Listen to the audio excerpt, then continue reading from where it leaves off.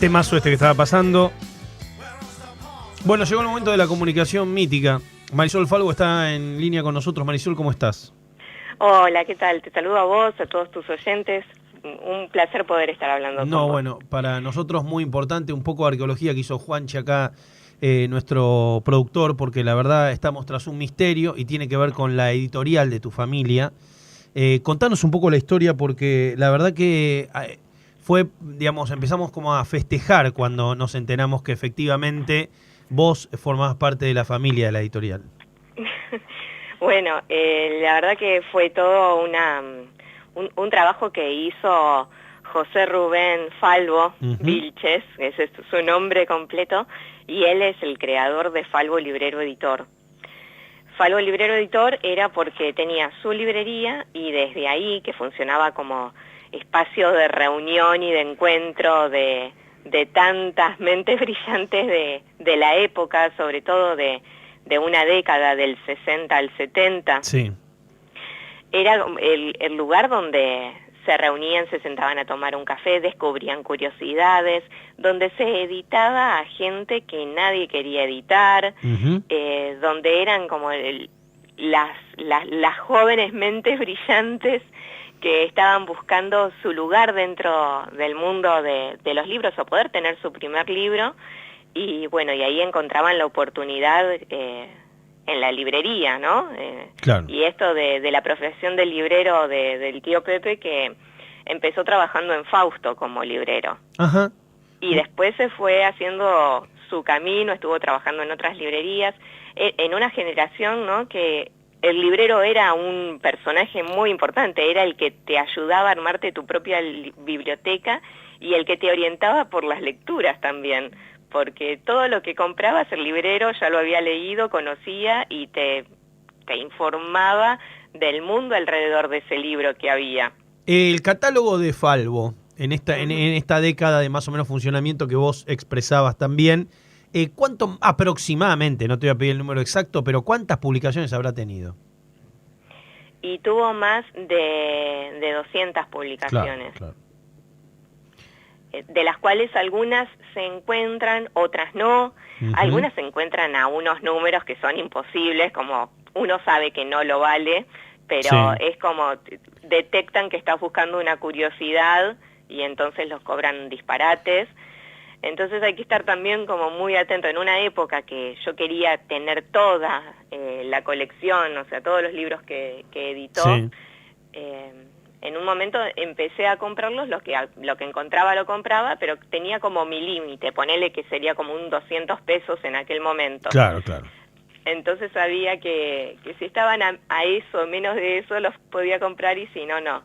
Pero bueno, así buscando en librerías de viejo o buscando en librerías que se dedicaban a la restauración de libros o también a la edición, por decirte alguno, Cáceres. Después también me pasó de trabajar en una librería de viejo. Entonces, ¿en dónde quedaba la librería donde trabajabas? En el Gliptodón, en Ayacucho, a media cuadra de Avenida Córdoba, frente al Palacio de Aguas. Ajá, qué linda zona. Sí. Bueno, y era una zona Falvo, yo le digo que es una zona Falvo, porque... ¿Y Falvo dónde quedaba? ¿La editorial dónde quedaba puntualmente? Dentro de una galería en la calle Florida. O sea, la galería daba a la calle Florida y a la calle Maipú, que sobre Maipú era donde vivía Borges. Claro, tenía... la manzana loca. Tal cual. Claro, se llamaba así, ¿no? Como dijo Velasco en el mapa. Sí. Y bueno, y eso hacía que Borges esté muy presente en la librería. De hecho, Falvo edita uno de los libros de Borges juntos con María Esther Vázquez, que era Literaturas Germánicas Medievales. Qué lindo. Ese era también como un espacio de encuentro tanto de Borges con Vázquez, porque, bueno, toda la historia de amor que hay detrás de ese vínculo, de amor fallido, ¿no? Porque Vázquez termina casándose con otro hombre, con un poeta también, pero bueno, es como que el sufrimiento de Borges de aquel momento también pasó por ese espacio, que eran sus espacios. Y después, bueno, toda la historia que llegó con María Kodama. Pero bueno, había muchos personajes. Aníbal Uset, por ejemplo, era otro habitué y que editó su primer libro de poesías también y que después se dedicó más al cine. Claro. Hasta que salga el sol, que es creo que es la primera película de rock nacional. Esa película la hizo Aníbal Uset. Bueno, y Aníbal Uset era uno de los personajes que estaban siempre en la librería. Y digamos, el criterio que utilizaba para las publicaciones, ¿cuál era? Digamos, cosas que lo habían conmovido, cosas que le gustaban, cosas que creía que podía vender y tener un público. ¿Cómo podrías definir la curaduría que tenía la editorial? Claramente por cosas que podía vender, no. Porque siempre estaba con el dinero justo. Claro, se pagaban a sí mismas las publicaciones casi. Sí, o sea, él algunas cosas las editaba para poder tener ingresos y otras cosas las editaba por convicción de que él sentía que el mundo tenía que saber que esa persona escribía y que hacía eso y se enamoraba y era muy bohemio. Claro, ¿tuvo alguna amistad con algún autor en particular? Con muchos. Es que pasaba un poco por ahí también. Se hacían amigos, empezaban a ser parte de un círculo y entonces ahí empezaba esto de editarles el libro también. Y, por ejemplo, con Carlos Omigliana dentro del Teatro Nacional es una figura muy importante y sus obras hoy en día se siguen llevando al escenario. El primer libro, la primera obra que escribe Somigliana se llama Amarillo y el editor de esa obra es Falvo. Que esa obra es muy interesante porque si la leen hoy, vos decís, bueno, seguimos como en el mismo lugar y pasaron más de 50 años, ¿qué está pasando? Claro. Pero bueno, es una obra que estaba ambientada o que recreaba el clima de justicia romano, pero en una Argentina contemporánea y son cosas que siguen sucediendo.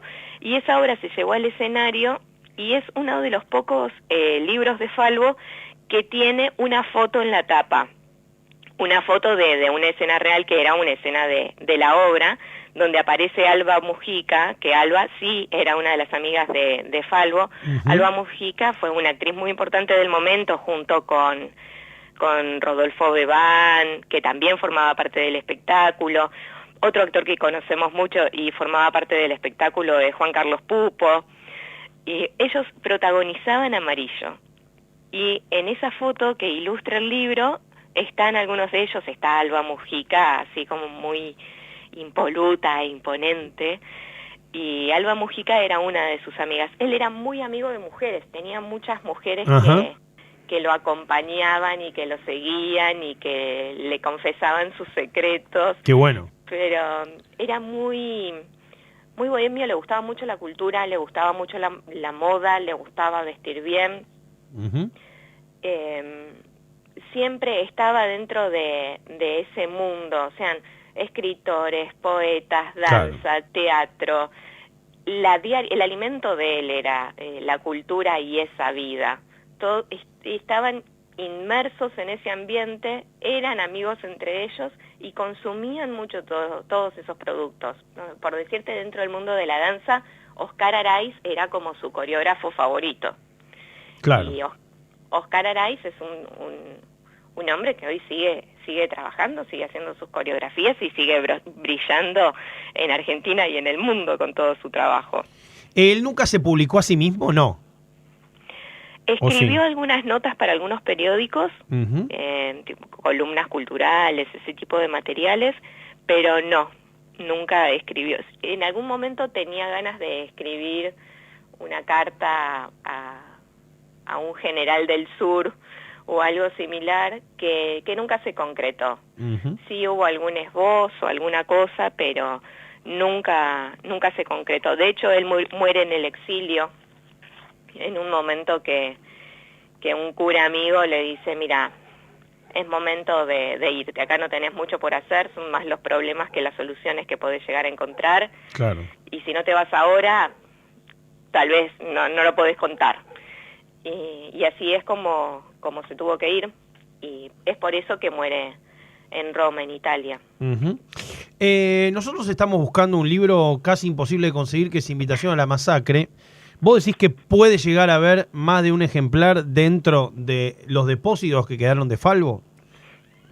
Yo lo que te puedo contar es que las ediciones no tenían grandes tiradas. Por eso, claro. De hecho, es un libro que yo no lo tengo. No. Y cuando tu productor, Juan, me pregunta y demás sobre el tema, Sí. empiezo a rastrear y a buscar qué era lo que había pasado con ese libro, porque en el momento que hacía las búsquedas, tenía mi cuaderno con toda la información de lo que sucedía, y justamente ese era uno de los que repetidamente me decían, no, eso no está, no, eso es imposible, no, pero ¿por qué estás buscando eso? Y además el comentario de, pero piba, ¿por qué quieres leer eso? Como diciendo, no va. Y hasta que un día me encuentro con, en realidad voy a una charla que dio la ISECA. Claro. Y cuando termina la charla y demás, que él se queda haciendo tiempo, fue en el Museo Isaac Fernández Blanco. Entonces él se queda en el jardín del museo haciendo tiempo. Y ahí me acerco y le pregunto, ¿no? Le empiezo a charlar y me dice, pero ese libro, qué curioso que te interese. Entonces le cuento por qué me interesa. Y él lo que me dice, la verdad que es muy difícil, y me dijo que él tampoco lo tenía. No lo tiene. Dios y mío. me dijo, la verdad que es muy difícil porque a Fox le agarró como una especie de ataque berrinche, no se sabe bien qué sucedió, y su mujer le quemó gran parte de los libros que él tenía para regalar, repartir, vender, lo que sea. Sí. Y eso fue una parte de la historia que me contó la ISECA, que le había quemado los libros. Entonces, gran número de esa edición fueron quemados. Esa es la realidad de por qué también es tan difícil conseguirlo. O sea, es imposible para nosotros llegar a conseguir uno, no hay manera. Hay alguna versión digital, No. pero claro, no es lo mismo que tener el libro, ¿no? Sí, claro, no, por eso. Pero claro. yo creo que en alguna biblioteca tiene que estar. Alguien lo conservó. Tenemos que dar con la persona justa, es solo eso. ¿Y el nombre de la viuda de Marcelo Fox, lo tenés? No lo digas, ¿lo tenés el nombre ese? No, solamente el sobrenombre que me dijo Dios mío. la ISECA. Que le decían la Pantera. O sea que ahora estamos buscando a la Pantera y... Bueno, es un poco más de lo que había antes, ¿no? Sí, claro, pero ¿quién es la Pantera? ¿Vive la Pantera? ¿Alguien conoce a la Pantera? Porque la Pantera por ahí quemó todos, o casi todos, y aún no tuvo o tiene, pero bueno. Bueno, el comentario de él era que era como un vínculo así como muy pasional y... Claro, me imagino. Y delirante, y bueno, y sucedían estas cosas. ¿A quién le decían la Pantera a finales de la década del 60 en Argentina, no? Yo calculo que dentro del ámbito sería una mujer que se la conocía por la forma en la que la describió la ISECA. Una mujer muy bella. Imponente. Imponente. Él me dijo que era imponente, que era muy alta, o sea, no pasaba desapercibida. Claro. O sea, la fichaban enseguida. Y además acompañada de Fox, o sea, no era una... Que era un señor también alto. No, claro, estamos de acuerdo. Sí, desde ya. Bueno, la verdad que gracias por las pistas, pero esto cada vez es un misterio que se vuelve más grande. Vamos a estar atentos y todo lo que podamos aportar, lo vamos a aportar. La verdad que ha sido de gran ayuda, y vamos a ver qué digamos... Falvo, ¿qué vínculo tuvo con Fox? ¿Por qué se le ocurrió publicarlo? Era uno de los habitués de la librería. Claro. Que en un principio no había mucho interés, no quería editar y era como una cofradía, ¿viste? Todos le empezaban a decir, bueno, no, pero tenés que tener tu primer libro. Y así fue como empezó. Pero eso era lo que pasaba con muchos también. Claro. Por eso, o sea... Pedro Orgambide, Nira Echenique, o sea, a mí parte de esta historia me llega por el tratar de... Yo no lo conocí en vida a Pepe, y todo esto es reconstrucción de ir averiguando y de ir recorriendo librerías, de conocer a la gente, a la vieja gente de la librería Fausto, que hoy tienen otra librería y otro espacio, conocer a periodistas como a Chiquita Constenla, que ella me dio fotos de Falvo, librero editor, por así llamarlo, claro. al tío Pepe, y fue como una forma de poder entender cómo era su lógica, cómo eran sus posturas en la foto, cómo se vestía. Fue una forma muy generosa en la que me acercó a ese ser que estaba solamente de palabra en la familia, claro. ¿no? Y que nadie tenía demasiada información, y que de hecho se sabía que se había ido a Europa en la época de los militares, pero no se sabía mucho más que eso tampoco. Y bueno, y ahí Chiquita Constenla, que además era amiga de él y periodista, y también estaba casada con un periodista, ella me dio mucha información. Después ella tenía unos cassettes. Ella fue la única que escribió un libro sobre Falvo, escribió la biografía de Falvo, que nunca se editó. Me dio una copia a mí para que la lea. Y después me iba a dar los cassettes para que yo pueda escuchar la voz de Falvo. Y eso nunca se concretó porque ella muere. Claro. Entonces eso nunca sucedió. Sí sé que hay algunas cartas que Falvo escribía con sus amistades, generalmente mujeres, como te comentaba, que están en el archivo de la Biblioteca Nacional, que fue por una donación que hizo Chiquita Constenla con su marido, y ahí, bueno, está como otro pedacito de historia, ¿no? Pero esto de que le ha pasado a tantos argentinos, de reconstruir su pasado en función a lo que almas generosas decidieron conservar de esas personas, como para poder reconstruir la historia. Así que bueno, es un poco eso también. Y así con un montón de gente. Lo que pasa que también los contactos o los personajes que vas encontrando en el camino, algunos quizás cuando volvés a hacer un contacto te dicen, no, pero falleció hace 2 años. Claro. Está bien que no hay que esperar 2 años para volver a contactarse, ¿no? Pero por decirles un ejemplo. Y así también, por ejemplo, con Rivadavia, que era Dino Rivadavia, que era tercera generación de los Rivadavia. Dino era otro personaje que circulaba por esa manzana.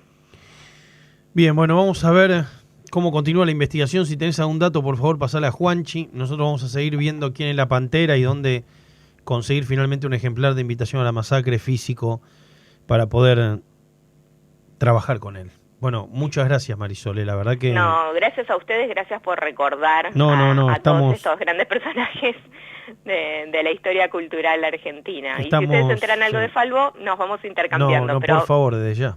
Vamos a encontrar el libro. Ojalá. Gracias, Marisol. Un beso, cariño. Por Marisol Falvo.